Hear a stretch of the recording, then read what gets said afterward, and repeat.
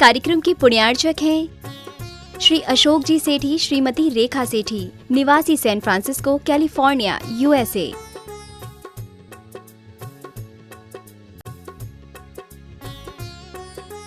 पुत्र एवं पुत्रवधू श्री हिमांशु, श्रीमती अलका सेठी, San Francisco, California, USA। पुत्र एवं पुत्रवधू श्री सुधांशु, श्रीमती रिंकी सेठी, सैन फ्रांसिस्को, कैलिफोर्निया, USA।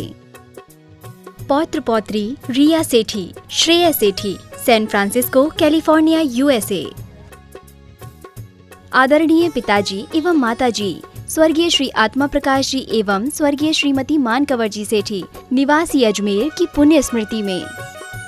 आदरणीय ससुर जी एवं सास जी स्वर्गीय श्री कल्याणमल जी गोधा एवं स्वर्गीय श्रीमती माणकबाई जी गोधा, निवासी इंदौर की पुण्य स्मृति में।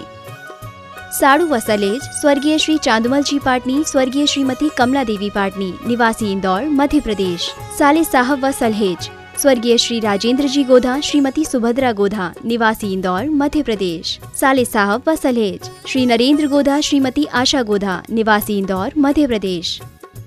भाई एवं भाभी श्री अजय सेठी, श्रीमती मीना सेठी, निवासी जयपुर, राजस्थान। भाई एवं भाभी श्री अरविंद सेठी, श्रीमती कुसुम सेठी, निवासी मुंबई, महाराष्ट्र। भाई एवं भाभी श्री आलोक सेठी, श्रीमती अलका सेठी, निवासी सीकर, राजस्थान। समस्त सेठी परिवार, सैन फ्रांसिस्को, कैलिफोर्निया, USA।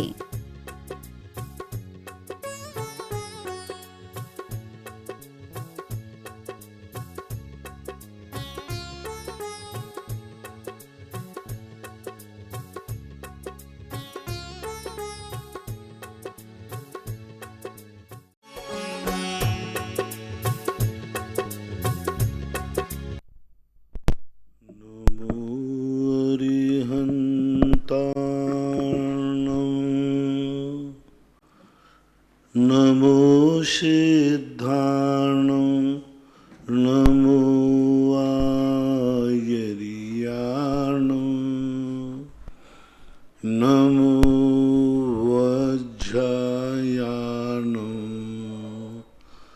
नमो लोये सवसाहूर्णम्।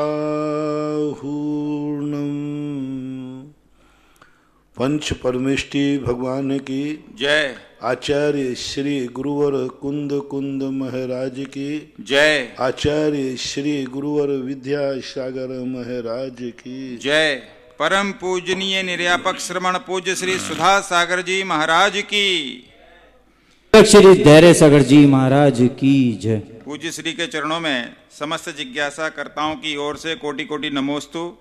पूज्य श्री ब्रह्मचारी श्रीपाल भैया, श्री आदिनाथ तीर्थधाम अमलाहा, सीहोर, मध्य प्रदेश से गुरुदेव नमोस्तु। सचित त्याग प्रतिमा धारी श्रावक फल, ककड़ी, सेवफल आदि फलों को गर्म करके खाएं अथवा चाकू से छिन्न भिन्न करके खा सकता है क्या? देखो, इस संबंध में मूल शुद्ध विचारधारा तो अग्निपक्व ही है, लेकिन कुछ ऐसी वस्तुएं हैं जिनको गर्म करने पर विकृत हो जाती है, स्वभाव बदल जाता है। तो दूसरा आचार्यों ने प्रयोग किया यंत्र पेलन। उनको यंत्र के माध्यम से मसल दिया जाए, जैसे लुगदी बोलते हैं। जैसे आप मान लीजिए टमाटर है, मान तो इसके लिए आप मसल दीजिए सीधा, उसके लिए सीधा। आजकल तुम्हारे पास मिक्सियाँ हैं, सब कुछ है, साबुत ना लीजिए। दूसरा, फल फूलों में भी हैं तो इनको पेस्ट बना लें। तीसरा साधन दिया उन्होंने कि उन चीज़ों को थोड़ा सा इतना गर्म करें कि वाष्पीकरण हो जाए, क्योंकि कई चीज़ें हैं जो उबलने के बाद बिल्कुल नेचर बदल देती हैं, स्वभाव बदल देते हैं। फिर छिन्न भिन्न के संबंध में भी उल्लेख आया है, प्राचीन उल्लेख है। पूज्यवर शिव कोटि महाराज ने भगवती आराधना के अंदर 3 तरीके बताए। एक तो बताया छिन्न भिन्न करके, लेकिन छिन्न भिन्न में छोटे टुकड़े होना चाहिए, बड़े टुकड़े नहीं। अब छिन्न भिन्न कितना करें इसका उल्लेख नहीं दिया। दूसरा कारण दिया उन्होंने, तिक्त आम्ल कसायले वस्तुओं में उनको डाल दिया जाए। जैसे तिक्त है, मिर्ची है, काली मिर्च आदि है, आम्ल है, नींबू है, कसायला आंवला है, इनके माध्यम से भी उनको अचित्त करने का प्रावधान किया। कोई सौंफ आदि है, लौंग आदि है, लेकिन इतनी मात्रा में उनको डालना पड़ेगा जिससे उनका स्वाद बदल जाए, वो सब में व्याप्त हो जाए। तीसरा कारण जो उन्होंने दिया वो अग्निपक्ष का दिया ही है कि अग्नि से संस्कारित किया जाए। तो ये तीनों परंपराएं आज वर्तमान में चलती हैं, विद्यमान होती हैं, क्योंकि सब चीज़ों पर इस पर जितना अपन बच सकते हैं उतना बचने का प्रयास करना चाहिए। और जहाँ तक उनको लेना है की बात है तो उसको ऐसा कोई चीज़ आप पाक सा, जैसे आप कोई भी चीज़ है, उनको जैसे संतरा है, अब उसको गर्म करने के बाद वो विकृत हो जाएगा, नारंगी, तो उसका एक ही तरीका है कि उसको लुगदी बना दी जाए, अथवा जूस तो है ही, जूस में कोई दोष नहीं है, जूसों को कोई गर्म करने की ज़रूरत नहीं है। किसी का भी जूस होता है वो गर्म करने की ज़रूरत नहीं है। ये बात अलग है कि उसकी तासीर बदलने के लिए गर्म करना और एक प्रासुक के लिए गर्म करना। ठीक है, ठंड के दिनों में ठंडे करते हैं तो उनको गर्म कर लेते हैं, लेकिन प्रासुक की दृष्टि से गर्म नहीं किए जाते। तो इस प्रकार की चीज़ों को बच करके रखना चाहिए। मंथन भी एक तरीका है। मंथन जैसे हमने कहा लुगदी है। अब जैसे नारियल का पानी के संबंध में एक चर्चा आई कि 48 मिनट से अधिक हम उसको कैसे उपयोग में करें। गर्म करने पर नारियल के पानी का स्वरूप बदल जाएगा, उसकी प्रकृति बदल जाएगी, पित्त कारक हो जाएगी जो पित्त समन कारक है। तो उसका तरीका एक ही है कि उसको मिक्सी आदि में डाल करके उसको मंथन कर दिया जाए। मंथन करने के बाद उसकी मर्यादा 6 घंटे हो जाती है।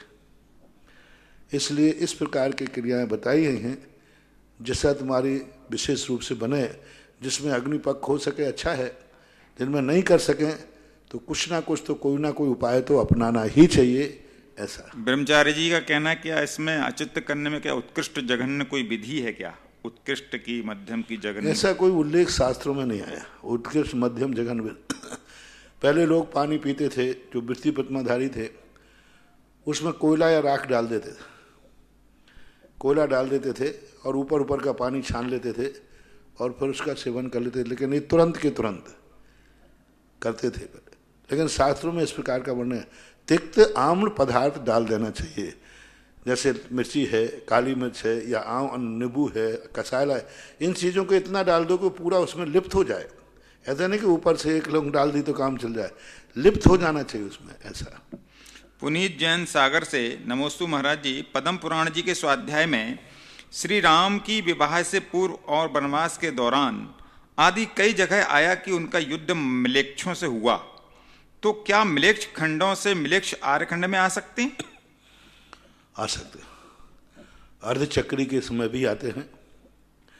रामचंद्र जी अर्धचक्री के समय थे, नारायण थे, कृष्ण लक्ष्मण जी, और भरत चक्रवर्ती के समय आते हैं। इन दो ही के उल्लेख मिलता है, चक्री और अर्धचक्री के संबंध में। बाकी अन्य समय में भी शास्त्रों में चक्रवर्ती नहीं थे, उसके बावजूद भी गंगा सिंधु पार करके आर्य भी जाते थे और मलेक्ष भी आते थे। वर्तमान युग के ग्रंथों में निकला है। जैसे अकंपर राजा की पुत्री सुलोचना गंगा नदी पार करके उस पार जा रहे थे। उस समय कोई उपसर्ग भी उन पर हुआ था, वो प्रासंगिक नहीं है, लेकिन उस समय जाने का है। हाथी पे चढ़ी जाती थी सुलोचना सती, ऐसा एक भजन भी आता है। तो ये उल्लेख तो मिलते हैं, व्यापार आदि के उल्लेख भी मिलते हैं। अब इनके संबंध में तो उल्लेख ही प्रमाण है, क्योंकि भूगोल और खगोल ये दो बहुत बड़े चिंतनीय विषय हैं। साधना जैन ऋषिकेश से महाराज श्री के चरणों में बारंबार नमोस्तु। महाराज श्री, जिज्ञासा है कि हम श्रावक प्रतिक्रमण में प्रतिदिन पढ़ते हैं, मेरे जो खाने में आए उनको छोड़कर बाकी सबका त्याग, या मैं जिस दिशा में जाऊं उस दिशा को छोड़कर बाकी सबका त्याग। क्या यह सब ठीक है? मेरा यह प्रश्न है। हाँ ठीक है। अब देखो, ये सब चीज़ें अपनी भावना, आवश्यकताओं, परिस्थितियों का है, ये नियम कहलाते हैं। अब नियम को तात्कालिक कितनी छूट रखना, कितना टाइट करना, ये अपनी सहनशीलता, अपनी शक्ति, अपनी परिस्थितियां बताती हैं। अपन से जितना बनता है उतना इनको जितना अधिक से अधिक कर सको करना चाहिए। प्रमाद नहीं करना, बहानाबाजी नहीं करना। मजबूरी का जैन दर्शन मजबूरी में किसी भी चीज पर परहेज नहीं करता। जब मजबूरी हो, जहाँ पर धर्म अधर्म की, जहाँ पर प्राणों की जिंदगी का सवाल उठता है, वहाँ नियमों को तोड़ते हुए भी लोगों को देखा गया। तो अपनी परिस्थितियाँ आप देख लीजिए, आप खुद अपने व्रतों के प्रति स्वयं ईमानदार बनिए। धर्म दूसरों की ईमानदारी दिखाने का धर्म नहीं है। धर्म में दूसरों के सामने प्रस्तुत नहीं होना है। व्रत और धर्म और नियम ये स्वयं की ईमानदारी पर आश्रित है। व्रत और नियम में तो हम दुनिया को बहुत धूल झोंक सकते हैं, कौन क्या करेगा? कोई कानून नहीं है किसी ने व्रत छोड़ दिया तो उसका दंड दिया जाए, कोई कानून नहीं, कुछ नहीं है। धर्म और नियम अपनी स्वयं ईमानदारी से, तुम अपने नियम के प्रति स्वयं कितने वफादार हो, तुम अपने नियम के प्रति स्वयं कितनी ईमानदारी बरत रहे हो, ये फैसला तुम्हें स्वयं करना है कि आप शक्ति को छुपा रहे हैं या बहाना बना रहे हैं। आप चला करके नियम ले रहे हैं बेईमानी से, या कुछ अंटी बांध करके नियम ले रहे हैं, तो वो आपके ऊपर साथ है, क्योंकि ये सब अपने कल्याण के लिए है, अपने पुण्य पाप के लिए है। बेईमानी करेंगे तो घाटा हमें है, ईमानदारी करेंगे तो फायदा हमें है। ऐसा दूसरा प्रश्न है कि जिनवाणी में जो पार्षद भगवान की रवि व्रत पूजा है, उसमें पंचकल्याणक के अर्घ नहीं है, तो वह पूजा करनी चाहिए या नहीं? कोई बात नहीं, पंचकल्याणक के अनेक प्रकार, पंचकल्याणक नहीं दिए, सामान गुणात्मक हुए, ठीक है। विजय जैन मुंबई से मुनिश्री को बारंबार नमोस्तु। महाराज जी, प्रकृति का मूल भाव अपने को संतुलित करना है। जैन धर्म के अनुयायियों की संख्या बहुत कम है, तो क्या इन्हें संतुलित करने के लिए जैनियों को अधिक से अधिक संतानें उत्पन्न करनी चाहिए? और ब्रह्मचर्य आदि जैसे व्रत के संबंध में फिर क्या करना चाहिए? ये सब सामाजिक व्यवस्थाएं हैं। मैं तो इतना ही कहूँगा, ब्रह्मचर्य व्रत बुरा नहीं है। ब्रह्मचारियों के कारण से संख्या कम नहीं हो रही है, संख्या कम हो रही है परिवार नियोजन से। ब्रह्मचारी लोग कितने होंगे भारत में? कितने होंगे? सारे भारत के ब्रह्मचारियों को मिला लिया जाए 2000 3000 बस, और क्या। अनमेरिड बाल ब्रह्मचारी कितने होंगे? मुश्किल से सारे ढूंढोगे तो 2000 निकलेंगे, इससे ज्यादा नहीं। इनसे कोई जनसंख्या कम नहीं हो रही है, जनसंख्या कम हो रही है परिवार नियोजन से। परिवार नियोजन जो है वह एक ऐसा कर्म है जिसमें व्यक्ति अपने परिणामों को तो नहीं जीत रहा। जैन दर्शन कहता है राग भाव जीतो, वासना को जीतो, वो तो हो नहीं रहा। बल्कि पाप तो कर रहे हैं, पाप का फल नहीं चाह रहे। पाप तो करने में रुचि है, लेकिन उसका फल नहीं चाहिए, संतान नहीं होना चाहिए। तो जैन दर्शन तो स्पष्ट कह रहा है कि तुम या तो फिर संयम धारण करो। संयम धारण करने से कभी जनसंख्या पे कोई प्रभाव नहीं पड़ेगा, क्योंकि इतने परसेंटेज कभी संयम धारण कर ही नहीं सकते। चौथे काल में भी देख लीजिए, 24 तीर्थंकरों में 5 ही तो बाल ब्रह्मचारी हुए। कितने परसेंट हुए? 24 में 5 ही तो हुए, 25% मान लो, बाकी तो सब ग्रस्त हुए ना। इसलिए ऐसी बात नहीं है। सबसे बड़ा अभिशाप पड़ रहा है जैनियों का परिवार नियोजन और गर्भपात। ये 2 कारण सबसे ज्यादा जैनियों में, पूरे संसार की सभी जितनी जातियां हैं, सबसे ज्यादा परिवार नियोजन का परसेंटेज जैनियों का है। 100% पे परिवार नियोजन पहुंचा है आज के समय पर। आज की ये पीढ़ी जो वर्तमान में चल रही है, किसी भी जाति में 100% परिवार नियोजन नहीं है। जैन जाति में 100% परिवार नियोजन हो गया। लोगों की कम पढ़े लिखे लोग हैं, एजुकेटेड है और अपने आप में समझते हैं, इसलिए कर लिया। दूसरा, सबसे ज्यादा कन्याओं की भ्रूण हत्या जैनियों में हो रही है, सबसे ज्यादा। कारण क्या है कि इतना डिफरेंस और किसी एक आध जाति में हो तो मुझे पता नहीं, छोटी मोटी जो देश की बहुमत जातियां हैं उनका परसेंटेज कम है, जैनियों का ज्यादा है। इसलिए यदि ये दो चीजों पर विचार किया जाए, मैं ये तो नहीं कहूंगा कि बच्चे पैदा करो या नहीं करो, इस पर ब्रह्मचर्य व्रत का क्या प्रभाव पड़ेगा। अरे बच्चे पैदा करने के लिए कितना ब्रह्मचर्य व्रत तोड़ना पड़ता है, और वासना और पापों के लिए कितना तोड़ना पड़ता है। संतान की उत्पत्ति तो एक बार में ही होती है ना। जिंदगी में एक बार भी यदि सिंह के संबंध में आता है तो संतान के लिए कोई संयम बाधक नहीं बन रहा है। संतान उत्पत्ति के लिए व्यक्ति को वासना और रागी होना ऐसा कोई जरूरी नहीं है। वो एक बहुत प्रक्रिया है, वो प्रोसेस है, एक प्रकृति का सिद्धांत है। उतने मात्र से तुम्हारा ब्रह्मचर्य व्रत खंडित नहीं होता है। उतने मात्र से ब्रह्मचर्य व्रत खंडित होता है राग से, वासना के लिए, इंद्रिय तृप्ति के लिए, इंद्रियों की लंपटता के लिए। महाराज श्री, अब तो जनसंख्या कम होने वाली है। आजकल के पढ़े लिखे लोग एक ही इशू ले रहे हैं। हाँ, एक पे भी आ गए हैं, एक पे ही आ रहे हैं। बहुत से जैनियों बहुत हो गए, एक पे आ गए। जैनी लोग दोनों पसंद करने लगे, बोले एक ठीक है, काफी है, बहुत है। और एक को कुछ हो जाए तो फिर बात ठीक, रोने बैठ जाते हैं, फिर क्या करोगे। इसलिए ऋषभदेव ने पहले से चाहते तो वो एक ही जन्म दे सकते थे, एक ही शादी कर सकते थे, एक ही बच्चे पैदा करते, लेकिन उन्होंने 100 पैदा करके दिखा दिए कि यहां तक भी तुम्हारे लिए, गृहस्थों के लिए कोई बाधा नहीं है। 100 बच्चे पैदा करने में भी गृहस्थी का ब्रह्मचर्य व्रत सदोष नहीं माना जाएगा, सुधार संतोष व्रत माना जाएगा।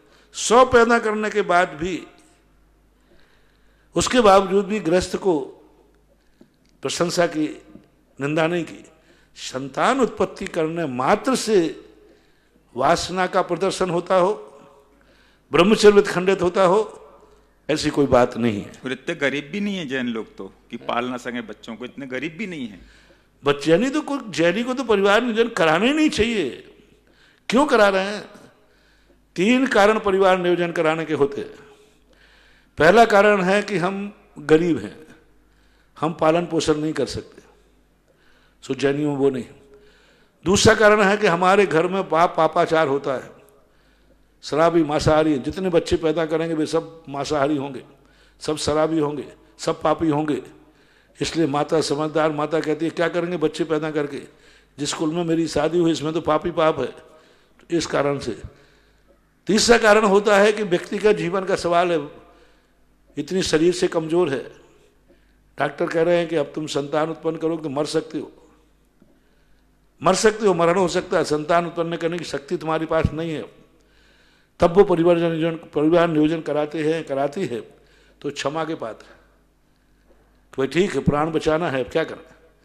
लेकिन ये तीनों कारण नहीं है, उसके बावजूद भी शौक से करा रहे हैं, तो विचार नहीं है आपके लिए। ऐसा आगम की अनुमति नहीं है, आगम की सहमति नहीं। आगम कहता है या तो संयम धारण करो, और गृहस्थ हो तो गृहस्थ के कर्तव्यों को निर्वाह करने में कोई दोष नहीं होता है, और न तुम्हारा ब्रह्मचर्य व्रत सदोष माना जा सकता। निर्मल जैन अशोकनगर से, नमोस्तु मुनिश्री। सम्मूर्छन मनुष्य एवं सामान्य मनुष्य में ज्यादा कौन से होते हैं, एवं आगम में इनकी अधिकतम कितनी संख्या बताइए। सम्मूर्छन मनुष्य और सामान्य मनुष्य में। सम्मूर्छन, अच्छा सामान्य, सम्मूर्छन मनुष्यों की संख्या ज्यादा होती है। श्रीमती चंदा, डॉक्टर मगनजन, आष्टा, मध्य प्रदेश। पूज्य श्री के चरणों में नमोस्तु। ज्ञान से तो मन को वश में किया जा सकता है, परंतु ध्यान से मन को वश में कैसे करें? मन में बस ध्यान से ही सही होता है। ज्ञान में तो उलझाया जाता है, ज्ञान में मन वश में नहीं होता, ज्ञान में तो उलझाया जाता है। जैसे बच्चा किसी कार्य में रो रहा था, उसको अपन ने खिलौना दे दिया, वो खिलौने में उलझ गया।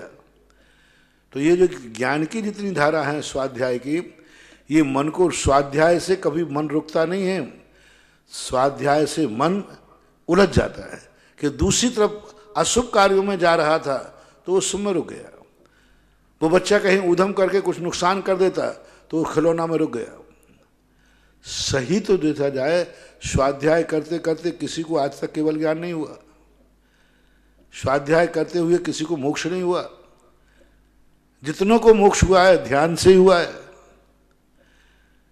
और ध्यान से ही कर्म, भले ही तुम्हारी छोटी बहुत कर्मों की निर्जा चलती जाए, जितने भी कर्म हैं वे सब कर्म ध्यान से ही क्षय को प्राप्त होते हैं।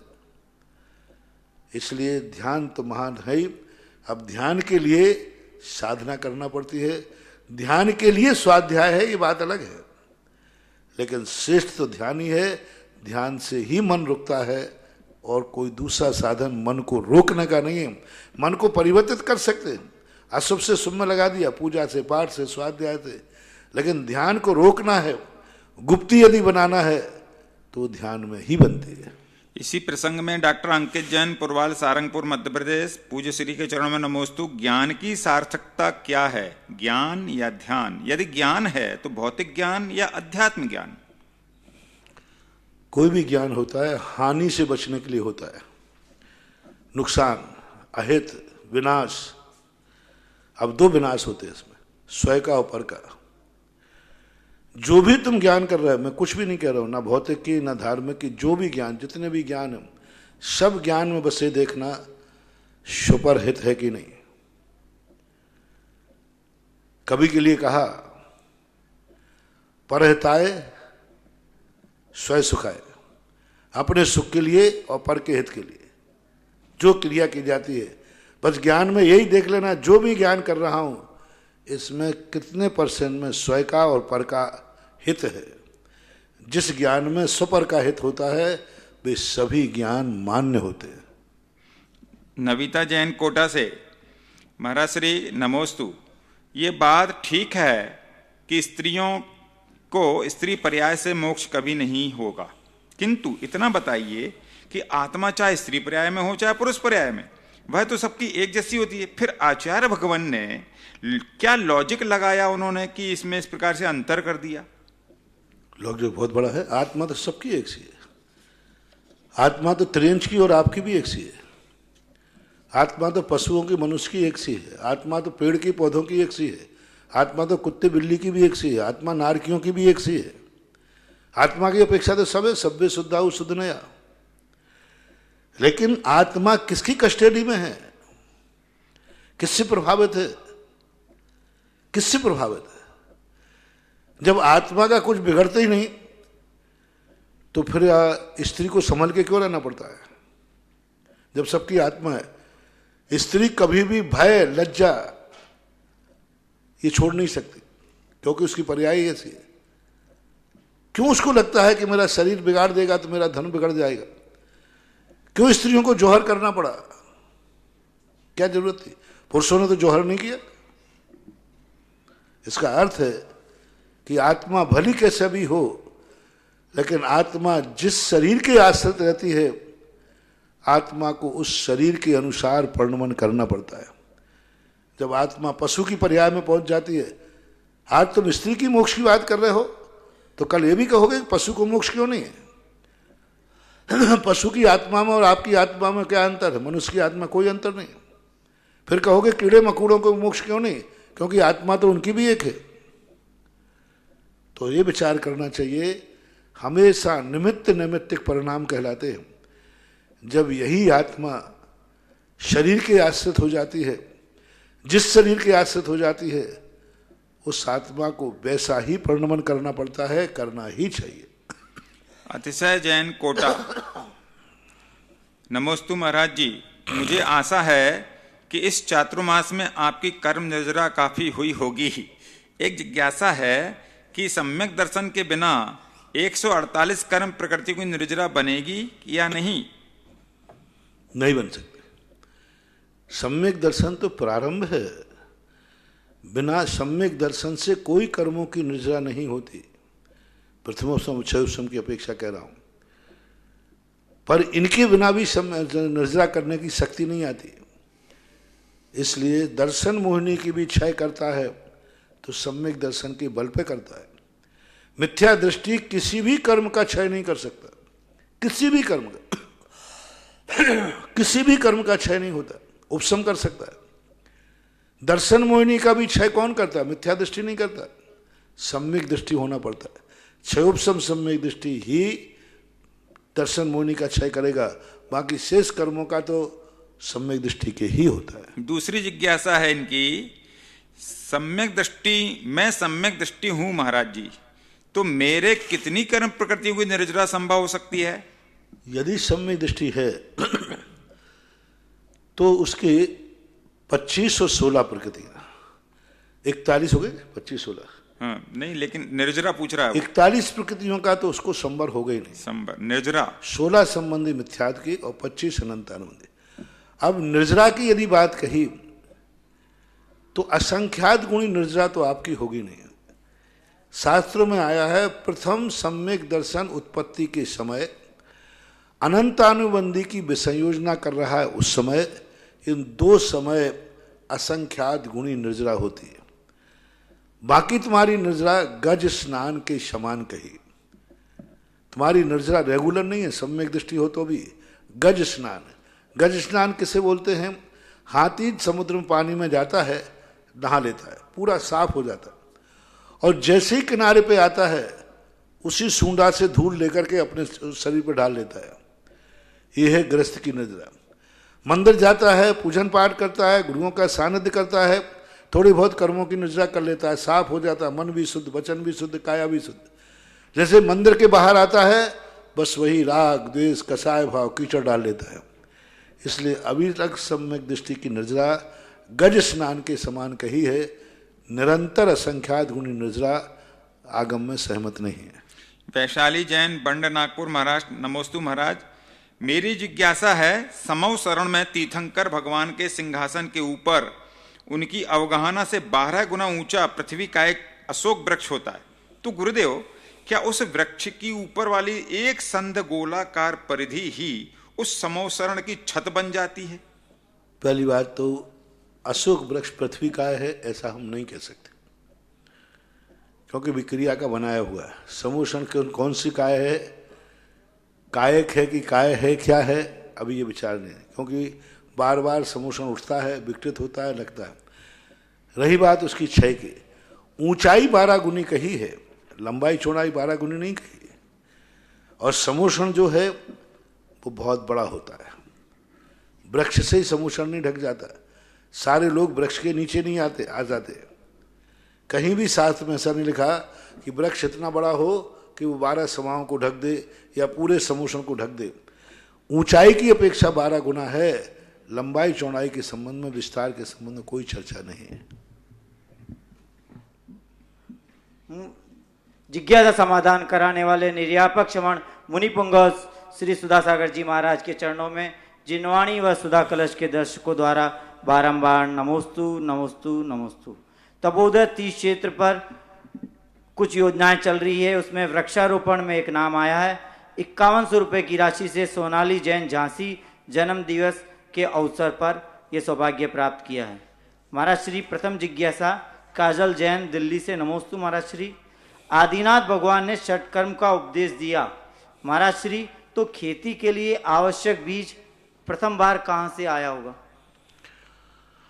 ऐसा उल्लेख मिलता है कि ऋषभ देव ने 2 बातों का उल्लेख है। एक उल्लेख है कि ऋषभ देव ने सौधर्म इंद्र को आदेश दिया कि जाओ षटकर्मों की व्यवस्था जो विधेय क्षेत्र में है वहां से बीज ला करके यहाँ की जनता को दो।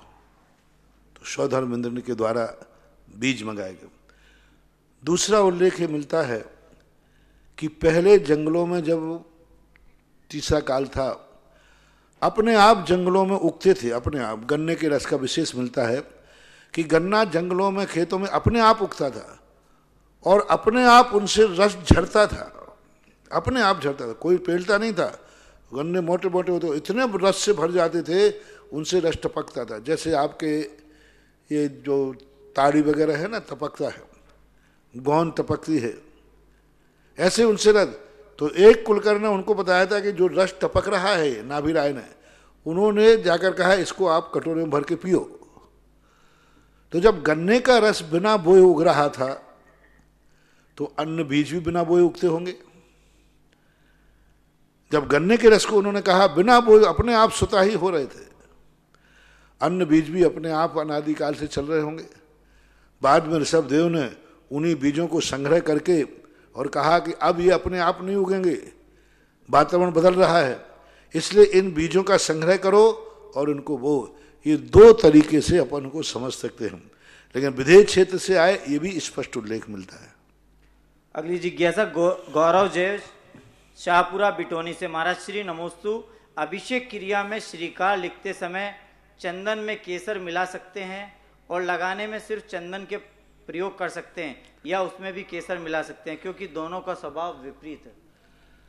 देखो, श्री बनाने में तो केसर से कोई दोष नहीं, चावलों को रगने में कोई दोष नहीं। पूज्यवत जिनसेन स्वामी ने पुष्प बनाते समय चावलों को केसर से रगने को ही कहा है। तो चावल रगने में और उसके श्रीकार आदि बनाने में तो शुभ है, लेकिन जब पूजा करते हैं उस समय चंदनम है, केसरम नहीं है। कहीं भी केसर शब्द का प्रयोग नहीं किया, पूजाओं में भी नहीं, शास्त्र में नहीं, वहां चंदन शब्द का ही है। और उसी चंदन को लेकर कहते संसार ताप विनाशनाय चंदन, क्योंकि चंदन शीतल होता है। अब आप कल जो चंदन के स्थान पर कौन बने, जो केसर है ना, जो हार श्रृंगार के फूल नहीं है, हालांकि फूल का डंठल है वो। हार श्रृंगार को मैंने समझा कि लोग कहते महाराज जी तो फूल है, इसमें भी हिंसा है, चौंदी नहीं। मैंने पूरा पता कर लिया, फूल कभी काम में नहीं आता। फूल का हिस्सा तो तोड़ के अलग करते हैं, नीचे फूल का डंठल होता है, वो डंठल बिल्कुल पोला होता है, आर पार दिखता है। जब उसको तोड़ के देखो तो बिल्कुल आर पार दिखता है, उसमें कोई जीव राशि नहीं होती। लेकिन उसका नेचर कैसा है ये तो हमें पता नहीं। लेकिन चंदन चंदन ही है, पूजा में चंदन ही लेना चाहिए, घिसना चाहिए, वो ही है। चंद्रोदय तीर्थ क्षेत्र चांदखेड़ी, विश्व की सबसे मनोज्ञ सुंदर अतिशयकारी प्रतिमा आदिनाथ भगवान के समक्ष असीमकालीन आदिनाथ भक्तामर विधान में नाम आया है। श्रीमती मणिकांता, अनीता, सपना, रीना, अंतिमा, चुनचुन, सुधा, विन्नो, मिष्टी जैन, समरानिया परिवार, शाहबाद 12। अगली जिज्ञासा गौरव जैन इंदौर से। महाराज श्री नमोस्तु, यदि किसी की रात्रि के समय जॉब हो तो वह कर सकता है, इसमें कुछ दोष तो नहीं, क्योंकि अमेरिका के काम रात्रि के समय ही संभव है। खा सकता है नहीं, रात्रि में काम कार्य कर सकता है क्या अपना काम? अब देखो परिस्थितियां हैं, हमारे शास्त्रों के अनुसार तो ऐसे देशों से संपर्क क्यों कर रहे हो जहां रात्रि में काम करना पड़े? नहीं महाराज जी, यहाँ अमेरिका से यदि काम करना तो ठीक है, तो मैं कह रहा हूं ना, परिस्थितियां ऐसी हैं, जब आप बनाओगे, आप उन देशों से संपर्क करोगे तो आप करना पड़ेगा। रही बात दोस्त, तो नंबर तो कम होंगे। आप सब करना चाहो, नंबर कम नहीं करना चाहो, जितना जितना आप विस्तार करेंगे और अपनी चर्या में सदोषता लाना पड़ेगी, तो फिर उसमें नंबर कम होंगे, फेल नहीं माने जाओगे, ये पक्का है। गुना से हर्ष जैन, नमोस्तु महाराज श्री, मेरी जिज्ञासा है कि हम रात में शांतिनाथ भगवान के जाप का उच्चारण करते हैं, तो स्वा की जगह नमः बोलना उचित है या नहीं? बोल सकते हैं। अगली जिज्ञासा बंटी गदिया अजमेर से। महाराज श्री नमोस्तु, भगवान की कथा और इंसान की व्यथा बेअंत है, जो इन्हें समझ गया वही संत है। महाराज श्री, आचार्य भगवान का इसका क्या आशय? आचार्य भगवान की कथा मतलब ये कहा, भगवान की कथा और व्यक्ति की व्यथा ये दोनों अंतहीन हैं। संसारी प्रकृति कष्टों के व्यथाओं का कोई वर्णन नहीं, कितना करोगे। और भगवान की कथा हरि अनंत, हरि कथा अनंता, कथाएं तो अनंत होती हैं, गुणवाचक होती हैं। जो इनको समझ गया वो समझ गया, यानी जो भगवान की कथा को समझ गया और एक छोटी सी कथा में सारी कथाएं गर्भित हो जाएं। जैसे समझ गया भगवान वीतरागी है, भगवान दृढ़ संकल्पी है, भगवान का रास्ता शुद्ध है, भगवान का मंजिल का रास्ता बिल्कुल सही है, बस एक को समझ लिया, इसमें सब कथाएं वहीं जुड़ेंगी, सब आके जुड़ जाएंगी। इसी प्रकार व्यथा के लिए समझ गया जो अनंत है व्यथा, कभी अंत नहीं आ सकता, बस इतना समझ लिया उसने, जो करेगा वो भरेगा, जो किया है वही फल मिल रहा है। लो संक्षेप में अब जितनी व्यथा थी तुम्हारी संसार में आज तक, जितनी व्यथाएं थी, एक वाक्य में उसने समझ लिया। अब हर व्यथा को, कोई कहे मेरा सिर दर्द हो रहा है, मुझे बुखार आ रहा है, मेरे शरीर में कमजोरी है, मेरा ब्लड प्रेशर लो होता है, हाई होता है, मुझे ये, अब सुनाओ कितनी परेशानी तुम्हें, मेरा व्यापार नहीं चल रहा है, मैं पड़ोसी से परेशान हूँ, मेरा, अब तुम्हारी जिंदगी भर की परेशानी बताओ कितनी है, परेशानी परेशानी है। अब इनको कैसे समझें? तो एक वाक्य में समझ जाओ, जैसा कर्म किया था वैसा कर्म का उदय आ रहा है, बस ये समझ गया व्यक्ति। और इतने समझ में थे बात, तो वो समझ गया तो समझ गया, अब उसको कुछ नहीं मिलेगा, सब इसमें आ गया, सब इसमें आ गया। इसी प्रकार भगवान को समझें कि भगवान का क्या गुण होते हैं, भगवान कैसे बन गए, इनका क्या क्या कारण है, इन्होंने क्या क्या किया था, भगवान ने क्या क्या किया था।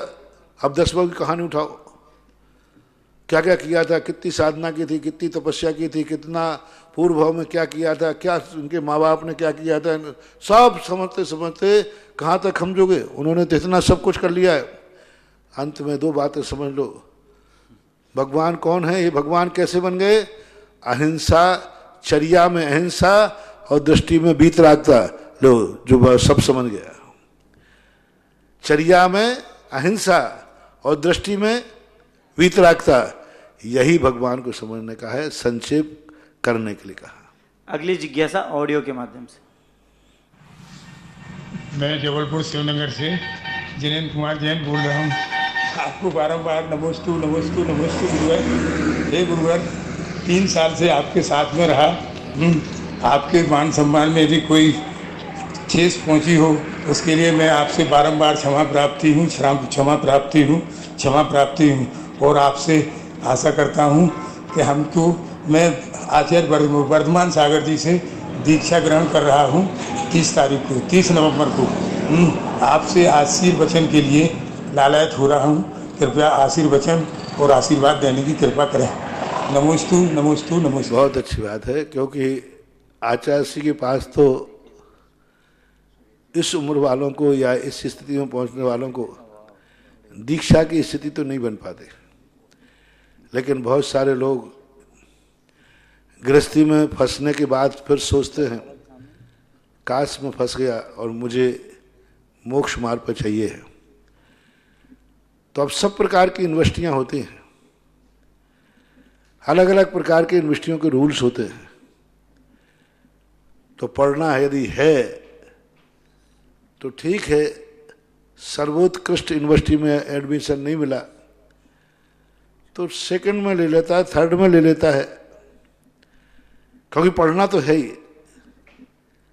कोई बात नहीं, दीक्षा पहले भी गुना के पवन जी कठरिया वगैरह ने उन्होंने उनके पास लिया था।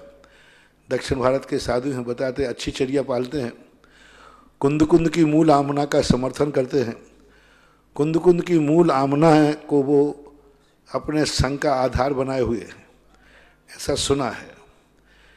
यदि वे जिनके पास तुम दीक्षा ले रहे हो कुंद कुंद मूल आमना के चर्या को अपना जीवन का अंग बनाते हैं, कुंद कुंद मूल आमना का ही वो समर्थन करते हैं, कुंद कुंद मूल आमना को ही वो आधार बनाते हैं, तो मेरा आशीर्वाद है, क्योंकि मैं कुंद कुंद की मूल परंपरा का साधु हूँ और कुंद कुंद की मूल परंपरा के आधार पर ही मैं सच्ची परंपरा, आदर्श परंपरा और कल्याणकारी परंपरा मानता हूँ, चाहे वो श्रावक की हो चाहे मुनि को। कुंद कुंद मूल आमना ही एक ऐसी आमना है जो इस कलयुग में पूर्ण निर्दोष सतपथ दिखा सकती है, पथ भी दिखा सकती है और पाथे भी दिला सकती है, क्योंकि पथ है तो पाथे भी चाहिए। तो कुंद कुंद स्वामी के अनुसार यदि आप पथ चुनते हैं, कुंद कुंद मूल आमना के समर्थन करने वाले को यदि आप गुरु बनाते हैं, कुंद कुंद मूलामना को ही जीवन में उतारने वाले, उन्हीं को सर्वश्रेष्ठ मानने वालों के यदि आप शरण में जा रहे हैं तो मेरा आशीर्वाद है। और बाकी और यदि ये परंपरा वो नहीं मानते हैं तो आप जाए, मैं रोक तो सकता नहीं, लेकिन मैं अनुमोदना नहीं कर सकूंगा, मैं समर्थन नहीं कर सकूंगा, रोकूंगा नहीं मैं किसी को, रोकने का तो अधिकार है ही नहीं किसी को।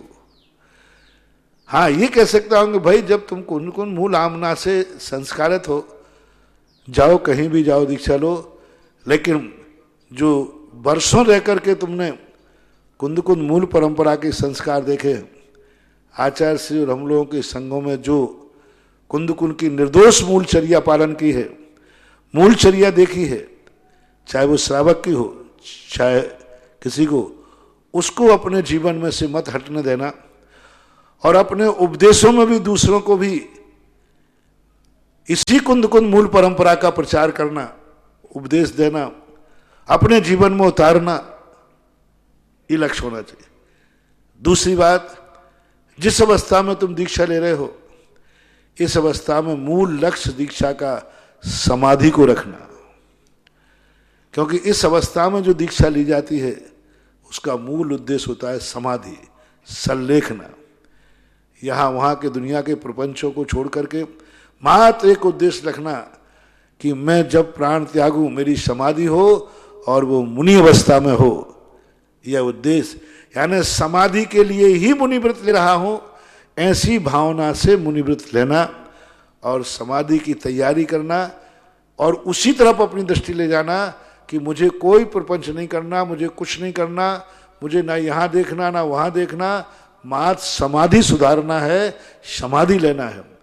इस उद्देश्य से दो बातें आपको आशीर्वाद के रूप में हैं, क्योंकि आप यहाँ काफी आते जाते रहे हैं। ऐसा पूज्य निर्यापक श्रमण मुनिपुंग श्री सुधासागर जी महाराज की विश्व को अनुपम धरोहर चक्रवर्ती विवाह के रूप में मिली।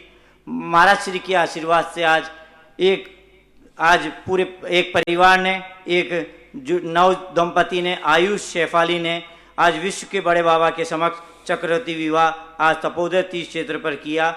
और उन्होंने आयुष और इसके उपलक्ष्य में, अपनी चक्रवर्ती विवाह के उपलक्ष्य में सुरेश जी, अनिल जी, पटवारी परिवार की तरफ से गौशाला में एक गाय देने का भाव किया है, तपोदय तीर्थ क्षेत्र पर संचालित गौशाला में। महाराज श्री अगली जिज्ञासा ऑडियो के माध्यम से।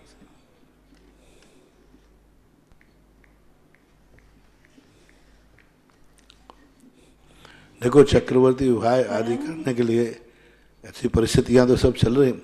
अभी मैं जब दर्शन करने गया तो वहाँ सब कार्यक्रम चल रहा था, कितनी शांति वीतराग था, लग ही नहीं रहा था कि विवाह हो रहा है, ऐसा लग रहा था जैसे विधान हो रहा है। ऐसे पवित्र, मैं तो यही कह रहा हूँ, तुम लोग अभी जैसे प्रश्न आया था, गृहस्थी बुरी नहीं है, गृहस्थी तुम लोगों ने गंदी कर ली है। शादी भय बरात आदि जो हैं आज इतने गंदे हो गए हैं, ये इतने गंदे थे नहीं, बड़ी शालीनता से होते थे, मंदिरों में होते थे, भगवान के सामने होते थे। कितने पवित्र होते होंगे जब भगवान के सामने होते थे। पुजवर जिनसेन स्वामी ने जिनेन्द्र देव भगवान के सामने विवाह करने का उल्लेख किया है ना। जिनेन्द्र देव की दृष्टि में विवाह क्रियाएं कितनी पावन और पवित्र थी कि उन्होंने मूर्ति के सामने करने को कहा। आप लोगों ने शादी विवाह इतने गंदे कर डाले कि वो धर्मशाला में भी करने लायक नहीं है। आजकल बारातों में क्या क्या होता है आप सबको मालूम है। देखो, मंदिरों में इतनी बढ़िया ढंग से, अभी पटवारी परिवार की तरफ से शांत विवाह हो रहा था, इतनी बढ़िया ढंग से, वीतराग भाव से, भगवान के सामने पवित्र भाव से सारा परिवार बैठा है, भगवान की पूजा चल रही है, ठाठ चल रहा है। तुम्हारी जिंदगी का शुरुआत होता है तो ये सगुन कहलाता है। सगुन में भगवान बैठा है साक्षात, तीर्थ क्षेत्र साक्षात है और सबके परिणाम भी पवित्र है। तो इन सब गृहस्थों की क्रियाओं को आप लोग इतना गंदा बना दिया। आप लोगों ने, गृहस्थी क्रियाएं इतनी गंदी थी नहीं। यदि इतनी गंदी होती तो तीर्थंकर आदि भी गृहस्थी को नहीं अपनाते, तद्भव मोक्षगामी चक्रवर्ती आदि गृहस्थी को नहीं अपनाते, तीर्थंकर तो अपनाते ही नहीं। इसका अर्थ है कि इतना गंदापन नहीं था जितना गंदा कर दिया। आज भी फिर लोग लौट रहे हो, बहुत लोग लौट रहे, बहुत जब से चक्रवर्ती वाय का प्रसंग उठाया, ना जाने कितने सैकड़ों सैकड़ों पर तो संख्या पहुंच गई है। हर व्यक्ति सोच रहा है, सोचो, आप लोगों से मेरा कहना है, इसलिए सोचो कि ये चक्रवर्ती वाय आपके लिए सगुन है। होटल में विवाह करना कर दीजिए, विवाह तो हो जाएगा, लेकिन सगुन नहीं होगा। बेटा बिटिया के लिए सगुन नहीं होगा। विवाह तो हो जाएगा, विवाह तो कहीं से भी हो जाता है, विवाह तो कोर्ट से भी हो जाता है। विवाह नहीं करें तो भी लोग आजकल गंधर्व विवाह कर लेते, लेकिन एक भगवान की साक्षी पूर्वक चक्रवर्ती विवाह जो कर रहे हैं वे सगुन के लिए बहुत बड़ा सगुन होता है। और ऐसे मौके पर देखो, करने के बाद आया कि गौ माता दान दे, और वो भी गौ माता कौन? दुधारू गाय। यहाँ तो सब दुधारू गाय हैं, दूध देने वाली दुहने वाली गाय होती है, ये सब सगुन कहलाते हैं। अगली जिज्ञासा ऑडियो के माध्यम से। परम उपकारी प्रातः स्मरणीय गुरुवर के चरणों में मेरा कोटिश नमन, कोटिश नमन। हे गुरुवर, जिज्ञासा यह है कि तीर्थंकर प्रकृति का बंध कोई सी भी गति में हो सकता है क्या? और मंदिर में जो छत्र चढ़ते हैं तो वह सबसे बड़ा नीचे, फिर उससे छोटा, फिर उससे छोटा, इसका क्या कारण है? कृपया जिज्ञासा का समाधान करिए। तीर्थंकर प्रकृति का बंध नियम से मनुष्य गति में ही होता है और आर्य खंड में ही होता है। अन्य 3 गतियों में तीर्थंकर प्रकृति का प्रारंभ नहीं होता। लेकिन तीर्थंकर प्रकृति एक ऐसी प्रकृति है, सभी प्रकृतियों में मात्र एक प्रकृति है, एक बार बंध चालू हो जाने पर इसका बंध निरंतर चलता रहता है। 1 भाव, 2 भाव, 3 भाव तक चलता रहता है, निरंतर चलता है, 3 भाव तक भी चलेगा, क्योंकि प्रकृति ही ऐसी। इसलिए बंध की अपेक्षा देखा जाए कि निरंतर बंध की अपेक्षा देखा जाए तो 3 गतियां हैं तीर्थंकर प्रकृति। नरक गति में जाने वाला जीव, नरक में भी तीर्थंकर प्रकृति का बंध चल रहा है अभी, रावण आदि के महापद्म आदि के लिए। मनुष्य गति में तो होता ही है, देव गति में। त्रियंच गति वाले जीव को कभी तीर्थंकर प्रकृति का बंध नहीं होता, क्योंकि तीर्थंकर प्रकृति की जो शुरुआत कर देता है वो फिर त्रियंच गति में कभी नहीं जाता, क्योंकि तीर्थंकर प्रकृति के बाद 3 भाव चाहिए, और तीर्थंकर प्रकृति को बंध शुरू करने के बाद त्रियंच बनेगा तो भोग भूमि का बनेगा, और भोग भूमि वाला नियम से स्वर्ग जाता है तो 4 भाव हो जाते हैं। मनुष्य में तो प्रारंभ, लेकिन तीर्थंकर प्रकृति का प्रारंभ या शुरुआत जो होती है वह मनुष्य को ही होती है, मनुष्य गति में ही होती है। दूसरी बात, छत्र का जो रीजन है एक वास्तु से सिद्ध है, एक धार्मिक नीति है। जैसे अपना शिखर बनती है, नीचे चौड़ी होती है, ऊपर सकड़ी होती है। अपना शरीर भी नीचे चौड़ा रहता है, ऊपर सकड़ा होता हुआ जो सिर है छोटा हो जाता है। 3 लोग भी ऐसे ही है, सबसे नीचे चौड़ा है, फिर सकड़ा होता हुआ नीचे आ गया। वास्तु भी यही कहती है कि जब किसी भी चीज की शक्ति हमें बाहर से लेना हो, पिरामिड क्या है? पिरामिड 4 कोनों को विस्तार से बैठा लीजिए और उनको कम करते करते करते शून्य पे मिला दीजिए, पिरामिड बन गया। मुकुट कैसा होता है? ऐसे होता है, नीचे चौड़ा ऊपर कम। शिखर कैसे बनती है? नीचे चौड़ी होती, कम होते होते होते होते शून्य पे मिल जाती है। तो ये जो चीजें हैं, इसी प्रकार छत्र जो है नीचे बड़ा, फिर छोटा, फिर छोटा, ये उनके ऊपर रहता है। यही क्रम मानना चाहिए। अगली जिज्ञासा ऑडियो के माध्यम से। नमोस्तु गुरुवर ललितपुर से आलोक मोती परिवार का बारंबार नमोस्तु। महाराज श्री, मेरी जिज्ञासा है कि भोग भूमि में ज्योतिरांग जाति के कल्प वृक्ष होते हैं, जिन वृक्षों का इतना तेज या इतना प्रकाश होता है कि उनके प्रकाश के आगे सूर्य का प्रकाश भी उन भोग भूमि या जीवों को दिखाई नहीं देता है। तो ऐसे इन कल्प वृक्ष जो हैं ज्योतिरांग जाति के, इनके कौन सा कर्म का उदय, आतप कर्म का उदय माना जाए क्या, या उद्योत का? आतप का मानेंगे तो फिर इन वृक्षों के भी प्रभा को वो भोग भूमि या जीव कैसे सहन कर लेते हैं, उनको ये भी प्रभा सहन नहीं होनी चाहिए। और उद्योत का उदय मानेंगे तो फिर इनकी कांति इतनी तेज कैसे हो जाती है कि सूर्य की कांति भी नजर नहीं आए, कृपया जिज्ञासा का समाधान करें। ज्योतिरांग अपने आप में एक अलग से चीज है, जिसमें एक जीव तो है नहीं, वो पृथ्वी काय जीव है। और पृथ्वी काय जीव होने से दोनों प्रकार के उसमें पाए जाते हैं। कोई इतना बड़ा कोई एक ही जीव तो है नहीं, असंख्यात जीवों को मिलकर के बनता है, क्योंकि पृथ्वी काय की अवगाहना अंगुल के असंख्यात में भाग प्रमाण होती है। और आतप नाम कर्म और उद्योत नाम कर्म के एक भेद नहीं है, असंख्यात भेद हैं, असंख्यात भेद हैं। एक मंद रूप से भी तो आतप हो सकता है, जो ना गर्मी करे ना सर्दी करे, समशीतोष्ण बनाए रखता है। तो उनके इसमें में कोई बाधा नहीं है। हालांकि आगम में अभी तक कहीं देखने में नहीं आया कि ज्योतिरांग जो ज्योति देने वाले कल्पवृक्ष हैं, उनके आतप नाम कर्म का उदय है, उद्योत का, ऐसा अलग से किसी भी आचार्य ने परिलक्षित नहीं किया। लेकिन ये निश्चित पता है कि ज्योति कहीं ना कहीं या तो आतप है या उद्योत है, लेकिन दोनों प्रकार के जीव उसमें पाए जाते हो। उद्योत नाम कर्म का भी हो और आतप का भी हो, और आतप का भी इतना तेज प्रखर ना हो वहाँ के वातावरण के कारण। अब जैसे वही धूप अपन को सर्दी में सहन हो जाती है, सर्दी में अपन सूर्य को देख लेते हैं, गर्मी को नहीं देख पाते। भरत चक्रवर्ती को चकाचौंध नहीं लगती, सूर्य की किरणें पड़ने पर भी भगवान को देख लेता है। वहाँ के जीवों के लिए भी ऐसी चकाचौंध नहीं लगती होगी, उनकी आंखों की विशेषता होती होगी। तो ऐसा कुछ अपन को जानना चाहिए, क्योंकि आगम में इनका स्पष्ट उल्लेख न मिलने से अपन को अपने तर्क से, अनुभव से इसको सिद्ध कर सकते हैं। नमोस्तु महाराज। जैसे आप लोग आजकल बोलते हैं लाइट जो होती है, ये बहुत शीतल लाइट आने लगी आजकल। लाइट है लेकिन ऊष्मा नहीं है उसमें, 1000 पावर है लेकिन ऊष्मा नहीं है बिल्कुल। कांच भी उसका ठंडा है। एलडी लाइट एलडी कोई लाइट होती है, एलटीडी, हाँ जो भी है। आजकल ऐसी लाइटें चल गई, बहुत तेज प्रकाश देती है, बहुत तेज प्रकाश देती है। अभी जैसे सामान लाइट है, इसको यदि आप हाथ लगाओगे हेलोजन को तो हाथ जल जाएगा, गर्म है। एक लाइट ऐसी है कि इतना तेज प्रकाश हो रहा है, लेकिन उस कांच को छुओगे तो कोई गर्म भी नहीं लगता, कांच जो का तो ठंडा है, लेकिन लाइट आ रही है उसमें। आप टार्च को देख लीजिए, टार्च में जो अग्नि जल रही है वो कौन सी मानी जाए? कोई टार्च का कांच गर्म नहीं होता, आप कांच पे हाथ लगाइए ठंडा रहेगा, लेकिन कितना तेज लाइट आती है।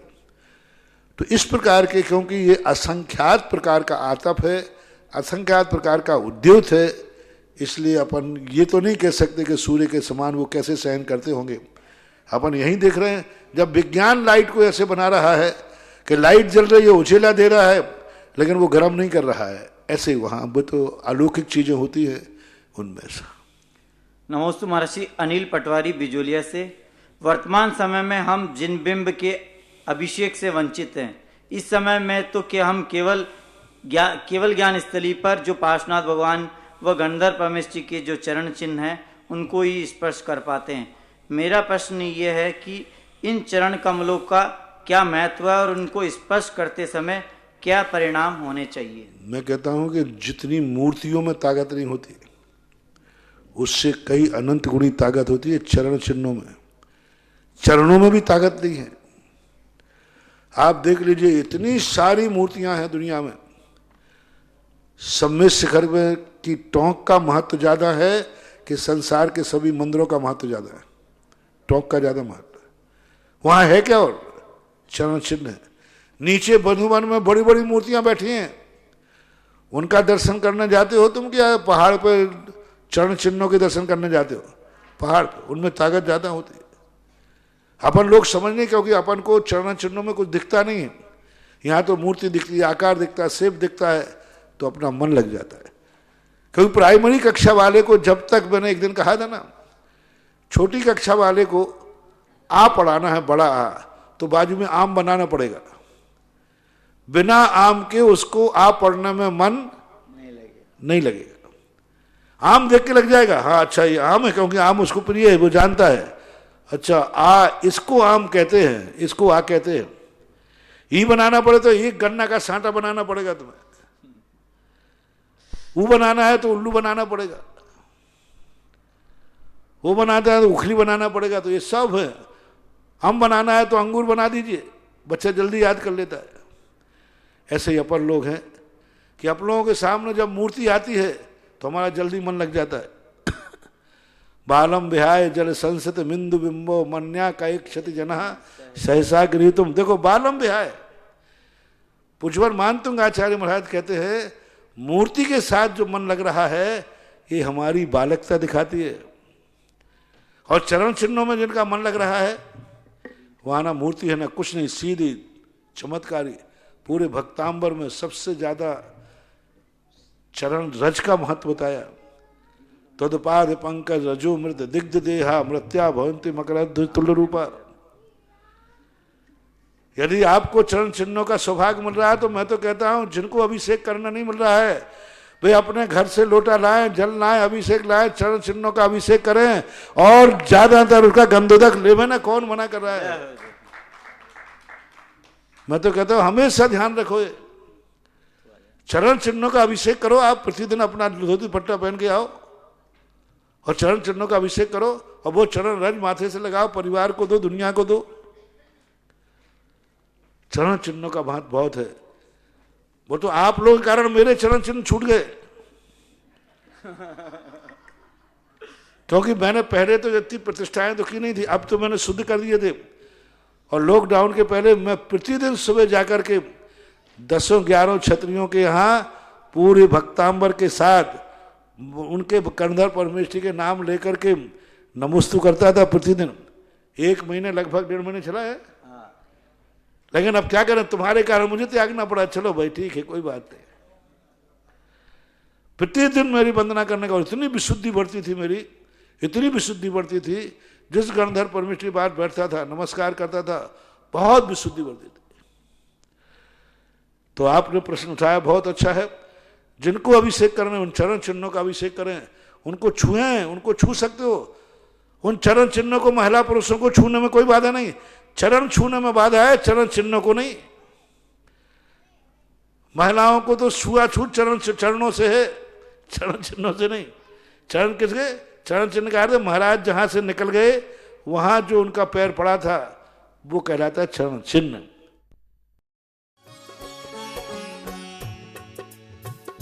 इस कार्यक्रम के पुण्यार्चक थे श्री अशोक जी सेठी, श्रीमती रेखा सेठी, निवासी सैन फ्रांसिस्को, कैलिफोर्निया, यूएसए।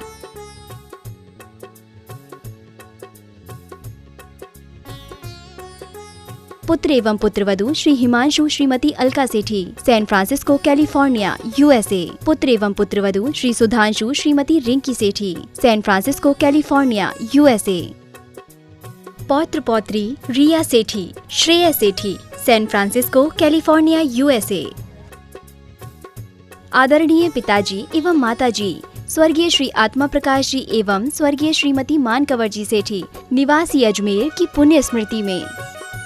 आदरणीय ससुर जी एवं सास जी स्वर्गीय श्री कल्याणमल जी गोधा एवं स्वर्गीय श्रीमती माणकबाई जी गोधा, निवासी इंदौर की पुण्य स्मृति में। साड़ू व सलेज स्वर्गीय श्री चांदुमल जी पाटनी, स्वर्गीय श्रीमती कमला देवी पाटनी, निवासी इंदौर, मध्य प्रदेश। साले साहब व सलहेज स्वर्गीय श्री राजेंद्र जी गोधा, श्रीमती सुभद्रा गोधा, निवासी इंदौर, मध्य प्रदेश। साले साहब व सलहेज श्री नरेंद्र गोधा, श्रीमती आशा गोधा, निवासी इंदौर, मध्य प्रदेश। भाई एवं भाभी श्री अजय सेठी, श्रीमती मीना सेठी, निवासी जयपुर, राजस्थान। भाई एवं भाभी श्री अरविंद सेठी, श्रीमती कुसुम सेठी, निवासी मुंबई, महाराष्ट्र। भाई एवं भाभी श्री आलोक सेठी, श्रीमती अलका सेठी, निवासी सीकर, राजस्थान। समस्त सेठी परिवार, सैन फ्रांसिस्को, कैलिफोर्निया, यूएसए।